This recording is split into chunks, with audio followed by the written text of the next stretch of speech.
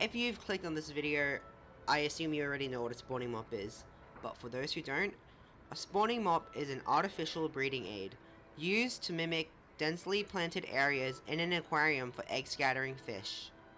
Yeah, I just searched that up on Google, but pretty much what that means is that a spawning mop is used for egg scattering fish to lay their eggs in. If you want any more details, it will be in the description, but today we are making a spawning mop, so let's get straight to it. First of all, we need the materials. The first material you would need is yarn.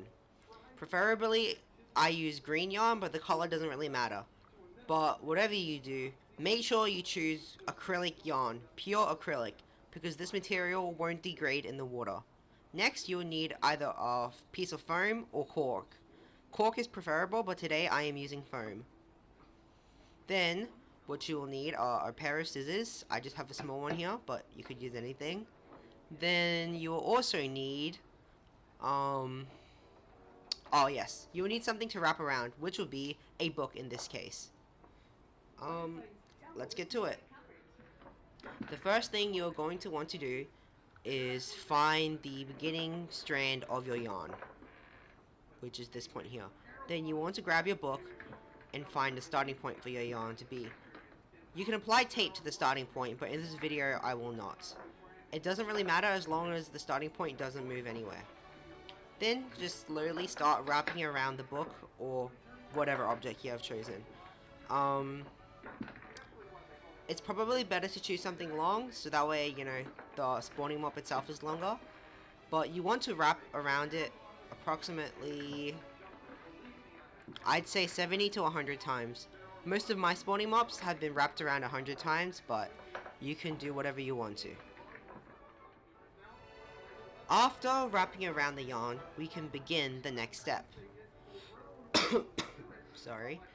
What you're going to want to do is, first of all, cut the yarn off so that way it's no longer connected to the ball of yarn. Then you're also going to want to cut off a small string of yarn, preferably the size of your pinky finger to your wrist. Then you're going to find one point in the yarn, preferably near the middle, and then you're just simply going to tie a knot to hold that in place, as shown in the video. This will be the center of the spawning mop. Make sure it's nice and tight and won't slip anywhere. Also, you may want to double knot it or triple knot it. I just do a double knot, but it's up to you what you want to do. Then I just cut off the little spare pieces, but you don't have to, it doesn't really matter. You then want to slide the yarn off of the book or whatever object you wrapped it around. This took me a while, but it's usually not this hard. Then the next step is to cut another little piece of yarn the same size as before. What you're going to do with this string of yarn is, actually we're going to use that in a moment. What you need now is your piece of foam or cork, as shown here. Then what you're going to do is place the foam or piece of cork under the middle where we tied before. And then you're going to want to wrap all the yarn around it near the top and squeeze into a ball. Now you can see the spawning mop actually taking its shape.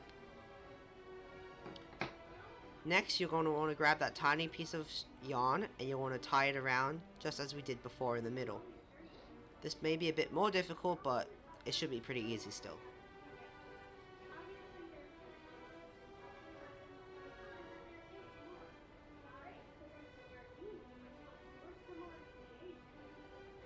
Make sure it's tight and secure, and honestly I don't really cut the extras off here because it kind of just blends in with the rest anyways.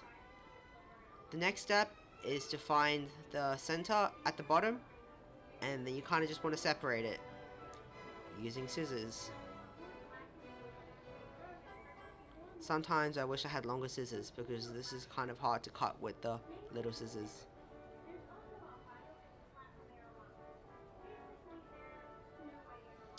And then next, I just tidy it up a little. I get rid of all the longer strings and try to make it a bit more level, as you see what I'm doing here, and just give it a little trim, you know, giving it a little haircut.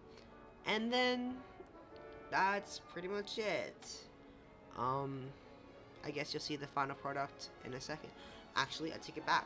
There is one more step after this. But yep, that's the spawning mop. Let's get to the next step now.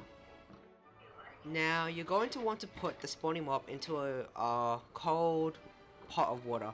Make sure the water is cold, you don't want to burn yourself. And then you just want to squeeze it in there to make sure all the yarn soaks up the water.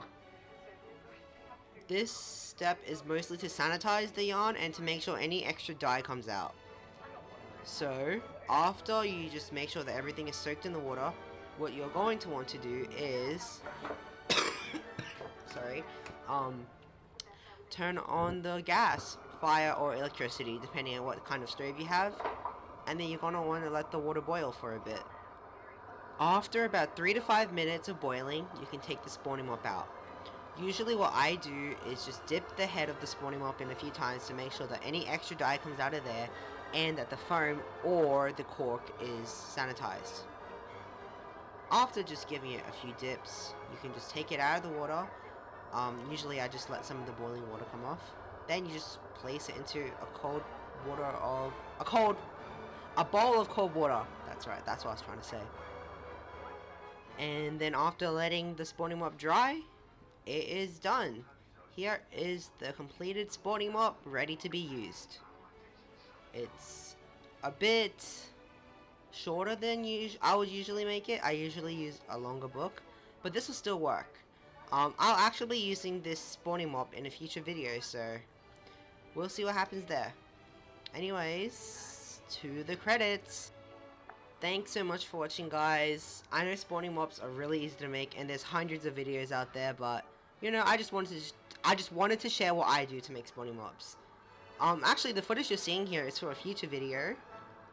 Comment if you know what type of fish those are, but you can also see one of the spawning mops in the back. So yeah, thanks for watching. I hope you enjoyed. Like, subscribe, and I hope to see y'all in the future.